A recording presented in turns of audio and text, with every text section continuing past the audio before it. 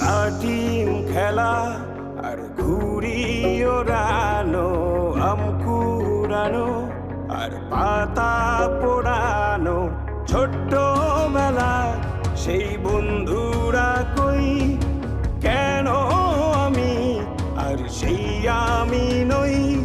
আজ অনেক বছর পরে খুঁজে ফিরি, কোথায় আহারে আহারে আহারে শৈশব, কোথায় হারিয়ে গেল যে আহারে কৈশব, কোথায় আহারে আহারে আহারে শৈশব, কোথায় হারিয়ে গেল যে আহারে কৈশব।